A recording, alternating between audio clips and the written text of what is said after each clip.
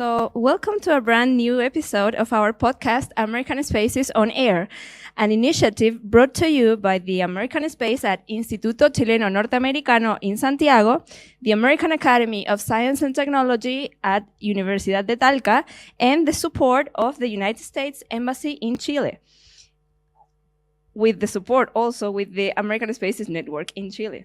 Today, we have two very special guests from one of the oldest American choirs from the University of Pennsylvania, Daniel Carsello, director, and Ryan Oliver, tour manager of the Penn Glee Club. With my colleague Indira Vivas, coordinator of the American Corner at Universidad Diego Portales, we are so happy to have you both here. First of all, since when are you in Chile and why? Is it your first time here in South America? Yes, this is my first time here in South America. We arrived last Wednesday, and we will be leaving tonight. It's been a short stay, only I think 4 days total, but it's been a wonderful trip. We started planning this trip around a year ago now, and the reason that we chose to come to Chile was actually our connection with the U.S. Embassy and the reason of this bicentennial year of U.S.-Chile relations. It was a very special time to visit. Yeah, it is actually. Can you tell us about the history and mission of the Penn Glee Club, and which qualities do you look for in a member? Yeah, so the Glee Club was founded in 1862 by 8 undergraduate men of the University of Pennsylvania. Obviously, since then, a lot has changed. We no longer are a TTBB choir only. We also accept sopranos and altos. We've also grown to include a technical staff as well as a band that performs not only in our shows, but around Penn's campus, Philadelphia, and the world. What's maintained throughout these 161 years, however, are our core values of performance, brotherhood, and tradition. We emphasize performing well together, forming lifelong bonds of friendship, and remembering where we've come from as an organization and how we can continue building on and improving that foundation so that it becomes a space for everybody and a space that everybody feels proud to be a part of. Thank you so much for that answer, Daniel. And I wanted to ask, because I know that Daniel, you're here as the director, but Ryan, you're also part of the choir, currently a student at Penn University. So I wanted to know, how did you become a tour manager as part of the Penn Glee Club? And what are some of the challenges and rewards of being part of a Glee Club at a university? Oh, yes, that's a great question. Thank you. So I joined in my first year at college, and this is now my third year. I was selected to be this year's tour manager through an election. Every spring, our club holds elections for its 9 officers, starting with president and working way through all the positions. I ran on a platform of wanting to take the club somewhere exciting that we haven't been before, and that ended up being Chile. The club has not been to Chile before. As for being in the choir, because planning this trip has consumed a lot of my time, but singing in the choir is also a large part of my time. I think some of the challenges are balancing all the time, because I'm also a student and I have to take classes and I have to do work. I have to take care of my own health as well. I need to make sure to eat well and exercise. But some of the rewards, even after devoting all this time, the rewards are when you perform for a new audience every time, seeing the smiles on everyone's faces makes it all worth it. We've been here smiling all along whenever you guys are performing. So thank you so much for your answer, Ryan. I wanted to ask now, Daniel, on the side of directing and the local communities that you guys visit, how does the Glee Club contribute to the cultural and musical landscape of the University of Pennsylvania and all of the local community you have around you, not just when you go to on tour? Yeah, so the Glee Club often considers itself the university's unofficial musical ambassador, sharing song, sharing experiences, sharing, the goodwill of Penn to a certain extent as well when we travel. We are the only group that many people will see throughout their entire Penn career, because we open the year with the university's convocation exercise for first year and transfer students, and we close every year with the university's commencement ceremony for the graduating members of the community. So if you come to Penn, you see the Glee Club when you first get there and right before you leave, which is a sort of full circle moment that when I was in the group was really meaningful to be a part of basically everybody's Penn experience. In terms of other things that we do both in our community and around the world, we tend to do performances on campus, obviously, but we also perform in the city of Philadelphia. We also tried to do service gigs. So this past year, we performed at an elementary school in West Philadelphia where Penn is based, teaching children some songs and singing along with them and showing them how the sort of parts of a choir work together. We also, for the past at least 15 years, have been doing an exercise that we call Singing Valentines, where we'll learn short little snippets of love songs and songs about friendship, and we'll go around the campus and you can purchase a singing Valentine and we'll come sing to whoever you bought the Valentine for, and we donate a significant portion of that revenue to a charity. We've also caroled at the university's hospital in the winter seasons in the past. We've also done rake-a-thons. So as much as we are about the performance, we're really about trying to give back as well. And it's something that I think many members find equally rewarding, if not more rewarding, than just performing. So interesting, because you're also having this like social role for your community. Thank you so much. Could you both share some memorable experiences or anecdotes from the Glee Club's tours or performances? Any particularly unique or unexpected moments that stand out? Yeah, that's a great question. So I have been in the club for 3 years, and the first year we did not go on a tour because of the pandemic. But the last year, our tour took us to Barcelona in Spain, and Nice and Paris in France. And I think one of my most memorable experiences from that trip was we performed in the Hotel Ritz in Paris for a set of Penn alumni who had traveled from around the country to see us. And that was a really meaningful experience for me because it was the first time I had really seen an audience so super excited to see us that they would travel a very long distance, even if they didn't know any of us personally. And this year, I think pretty much every experience I've had on this trip has been extremely memorable. I think the one that sticks to my mind the most is the first night that we were here when we performed at the Teatro Municipal de Nancagua. The audience was so enthralled and engaged that whenever we were starting to sing a song in Spanish or a song that they knew, they would start applauding immediately and standing up. We started singing Si Vas para Chile for them, and they were singing along and clapping, and it was a very special moment, and I do not think I could ever forget that. Yeah, so as I mentioned, I was in the club for 4 years, and I've been directing it for the past 5, which means that, discounting the pandemic, I've been on 7 tours with the group. One of the more memorable ones for me was actually my second year in the group. It was my first time outside of the United States. We went to Doha in Qatar, Moshi and Arusha in Tanzania, and then Dubai in the United Arab Emirates.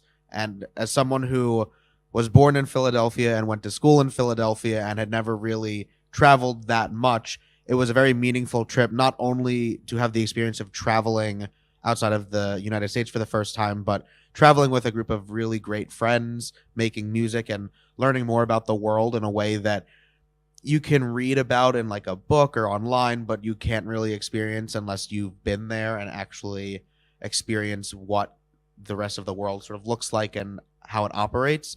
On this trip, I would echo that one. That one was really special that Ryan just said. But also on Thursday, we had a very long day where we started on a bus. We went to Universidad de Talca and we performed with their choir. And we performed a song called Alleluia by Randall Thompson. It's only 2 words. It's Alleluia and Amen. And yet it's such a meaningful piece of music to me. I've sung it many times before, and getting the opportunity to sing it with the Coro de Universidad Talca was incredible. I think that it was a very meaningful performance for many of the students. And then that night we went to Curicó and we taught some children who were forming a choir for the first time, essentially, one of our songs. And there's something very special about watching people's faces light up when they realize that they're doing something together that they didn't think would be possible. And that's been this entire trip, has been seeing my students' faces light up as they realize that they're touching the lives of everybody in the audience, and vice versa, where the audience is giving such good, positive energy that the club sounds the best it's been probably all year because of that just sort of positive feedback loop of performance and applause. That is so wonderful to hear, especially about how you are kind of like inspiring people that are just starting or realizing that it's a possibility to start a glee club. So on that note, I wanted to ask a little bit about, maybe could you tell us some challenges or obstacles that you faced as a university glee club, maybe in terms of funding, rehearsal space, maintaining interest and participation from students?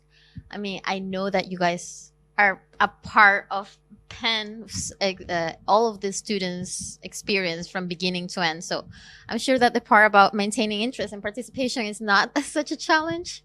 But maybe, Daniel, since you've been with the club for so long, what challenges have you been maybe as a student or now as a director?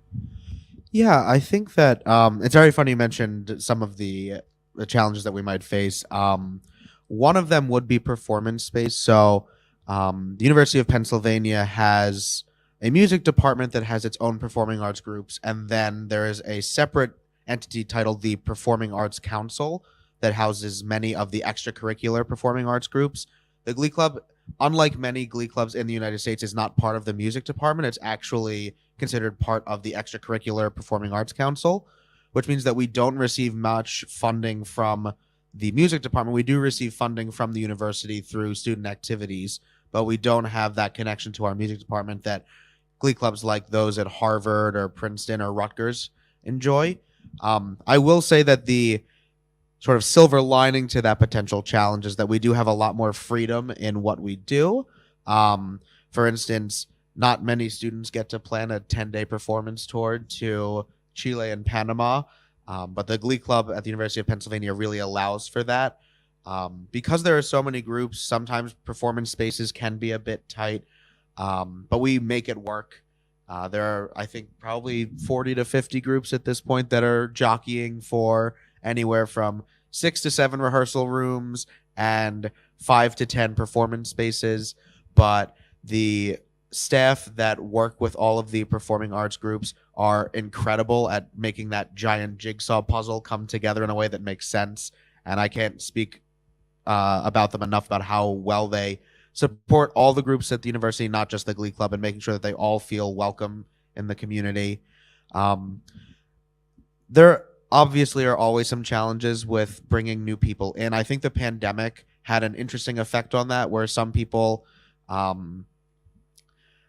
numbers sort of dipped during the pandemic. The class that we brought in that had Ryan only had 9 people, which was a little small for us. Normally we take about 15 to 20 a year.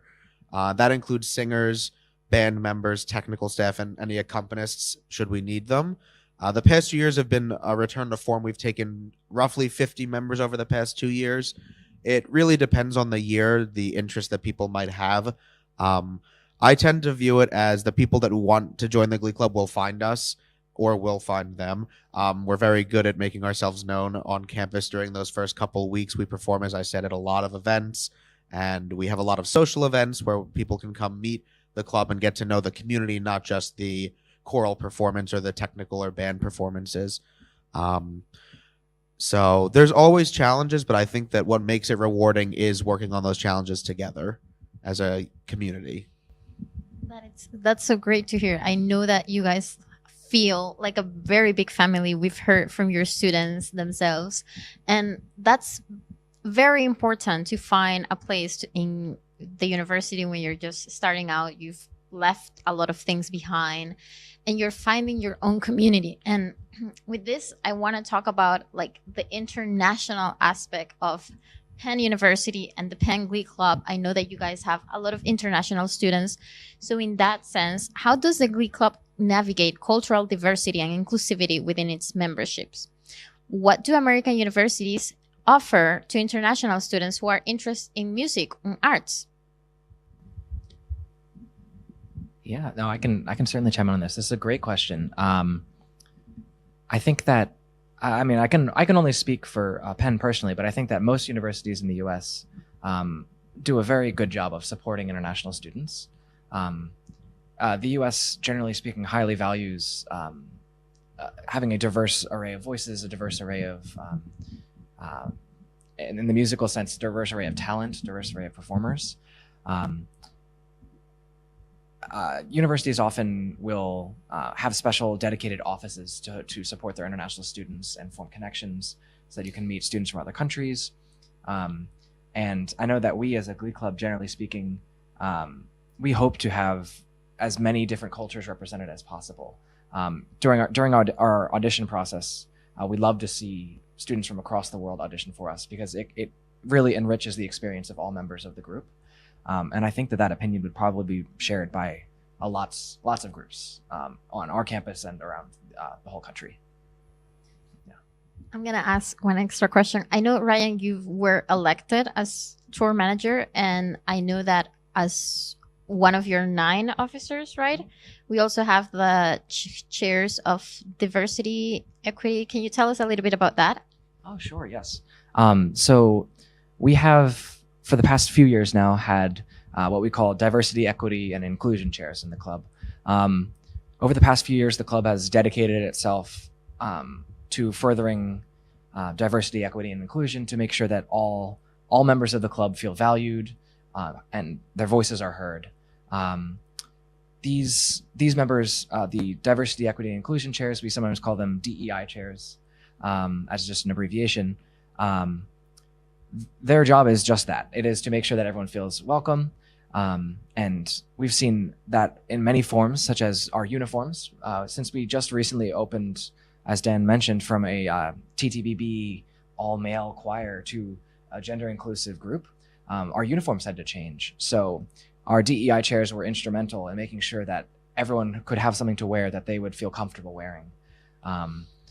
And with that came also challenges during our shows with dressing rooms, because now we need to be sure that everyone is comfortable changing in a room where they're comfortable with the other people, and the DEI chairs have been really instrumental in that as well. But basically our mission is to ensure that all members of the club feel welcome and included. So nice. Thank you, Ryan, for sharing that. And now a question related to the scholarships and financial opportunities. How do Glee clubs support their members in pursuing scholarship opportunities in the field of music or related disciplines? Because in some countries, it's not that easy to get a budget, and then it's complicated, challenging. Yeah, so as I mentioned, I've been in the club since 2012 or affiliated with it in some way. And this has been the policy since at least 2012, and I'm sure it's been longer, which is a no questions asked financial aid policy. Essentially, as Ryan was saying, we're all about diversity, equity, and inclusion with our DEI co-chairs, but one extra aspect that I think is very important is accessibility, the idea that anybody can join the group and have the same opportunity as someone standing next to them or someone that they've never met. And one of those ways is this no questions asked financial aid policy. Essentially, we've made it our mission to ensure that no member of the club is denied the ability to do something solely because of finances. So, for instance, Ryan, in planning the tour, can speak to the exact number of people, but a significant portion of the club is on financial aid, and this trip was subsidized by the club to ensure that they could come on this trip and have the same experiences that we're all having. We also work to make sure that people feel valued in terms of their musical aptitude.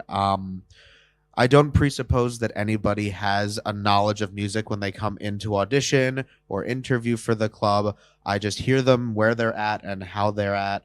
And if they're, talented and if they have that drive to get better and be in the Glee Club, then they're likely going to get into the Glee Club. And I feel that it's my mission as the director to make all of my students better performers, people, musicians throughout their time at Penn, be that 1 year in the group or 4 years in the group. So there's that one aspect of making sure that when we join the group, we don't, turn anyone away because of finances. But there's also that other, perhaps more important aspect of not turning someone away based on past experience. We, in the past, used to do sight reading exercises for our auditions, for example. And not everybody has the ability to read music, which means that for people that could not read music, perhaps they weren't getting into the club because they just couldn't read music. And they could certainly perform and sing, but they didn't have that knowledge skill that other people might have. And so we eliminated that from our audition process about 3 years ago because we felt that it wasn't bringing us the best people, the most talented people at the university. And once they're in the group, we make sure right away to say, you don't need to worry about the finances. You'll be covered. I want to ask an extra question. I know that based on that, a lot of your members don't read music. How do you help them how do you help everyone get to that point where they are all in harmony together in the same level without taking the same paths? Can you be a little bit specific about it for any musical directors or teachers that might be watching? Yeah, absolutely. So yeah, I think that obviously if someone is able to read sheet music, we provide sheet music, and that is the way that they learn music, and that's great. There is a portion of the club that sheet music is not perhaps the most readily available way that they learn music. So for every song that we perform, I make learning tracks that are basically just like little like MIDI tracks of the song playing itself for you. There's I do like 20 per song or something like that, of your part by itself, your part just in one ear, your part emphasized above the other parts, your part missing from the song, and then a track that's just all of the parts balanced. The idea being that if you learn through ear, not through your eyes, with sheet music, then you can learn the music that way. I also tend to hold office hours twice a week for about 6 hours a week, where if people have questions or want to run music, they're welcome to come in and I'll work with them one-on-one. Basically, anything that I can do to make someone feel like they know the music is a good way to do it. There are no bad ways to learn music. There are just different ways to learn music. And I would also be remiss if I didn't mention that I have a student music team of section leaders and student conductors that are crucial to making sure that their sections also are able to learn the music. So Ryan, for instance, is a tenor 2 section leader, so he'll often schedule practices outside of the rehearsals that I run to make sure that the fellow members of his section are ready to sing when we come together. That is so nice to hear, like how you all support each other and find ways, not only through like its main leadership, but through all of you guys. So I wanted to ask a little bit for our viewers who might not have caught all of your performances and want to see you. Can you share any upcoming projects, performances, initiatives that the Glee Club is working on? Anything exciting that we should be looking out for? Yeah, that's an excellent question. Every year we put on 2 standard performances on Penn's campus, and one in the fall and one in the spring. So if you would happen to be in Philadelphia at any point, we would always love to have you come to one of our performances. You can keep an eye out on our social media pages to hear more. We have an Instagram page, which is at Penn Glee Club, all lowercase. Our website is www.penngleeclub.com. We also have a YouTube channel. So if you missed any of the performances while we were in Chile, we have recorded a lot of the performances and we'll be posting them in the coming months. So we hope that you would be able to see them even if you weren't able to attend in person. Thank you so much. Thank you. Finally, How do you balance the demands of leading a performing ensemble with your other responsibilities as a bachelor student and or a faculty member? I know, Daniel, for example, you're studying your PhD, and so it demands a lot of time. How do you do it? Carefully. Yeah, so I am a rising fourth-year PhD student at another university in Philadelphia, Temple University, and I also direct the Glee Club over at the University of Pennsylvania. It's a balancing act, to be sure. It can be difficult. I don't think that my story is unique to anybody in the Glee Clubs. We all are balancing a lot of things, not just academically, but also in our personal lives. Perhaps we're having a bad day, or perhaps we didn't do well on a test, or perhaps we didn't get to have lunch, and so now we're a little angry. But there's something about walking through the rehearsal room and just letting all of the stresses of the day just be left behind at the door, and all that's left is just the performance and the camaraderie of building performance together, that I think makes all of the stress that might come worth it. It is stressful to be in a performing arts group. It's stressful to really be in university, to do many things, but what makes them worthwhile are the things that bring you joy. And so whenever I'm feeling like, oh, this is so much to do, how am I going to balance this? I just remember that in the end, it's going to be worth it because of experiences like this. This has been a very trying year for me personally, because I actually was involved in a lot of stuff over at Temple for the first time this year that took a lot of my time away from being able to direct the group as readily as I normally am able. People were very willing to accommodate that aspect of my life. And when I came back, they were happy to accept me with open arms. And now that we're on this trip and performing some of the music we've been working on since September and August, it's been so meaningful for me, and I think for the students, to sort of see why we do this. And performances like this are really special and really help remind us how lucky we are to be in a group like this, to have the opportunity to travel thousands of miles away from our homes and get to perform music and share spaces with people that really do find meaning in what we're doing. And I hope that for my students, that they're finding meaning in what they're doing as a result of that. Thank you. Ryan, what about you? Yes, I think I share a lot of the same sentiments. As a student, I'm busy with a lot of academic work. I study computer engineering at the school, so I have a lot of coding and homeworks to work on. But I think the times in my life when I've struggled the most are the times when I do not have music. It's a balancing act for sure, as Dan mentioned, but also, as Dan mentioned, going into the rehearsal room for the Glee Club is one of the best parts of my day. And if I didn't have that experience, everything else would become harder. I think having this group forces me to manage my time better, and it's such a priority in my life that it means that it gives me an incentive to get everything else done. But yes, I know that going forward in my life, I will have to find ways to continue to participate in music, because it is such an important part of my life and an important way of keeping life balanced. Thank you. So touching to hear you with that passion, And yeah, we're at the end of the podcast interview. Thank you so much for your time. We have been delighted with your performances. Thank you for sharing your time and your passion, which is no border passion. It's about humanity. Music links people and connect with our hearts, with our souls. So thank you very much, and keep going with that international commitment you have. And yeah, let's just hear more about Penn Glee Club, and we wish you the best in your upcoming projects. Thank you very much. Thank you. I'll just add to that we hope to see you again in Chile some other year, hopefully many, many times.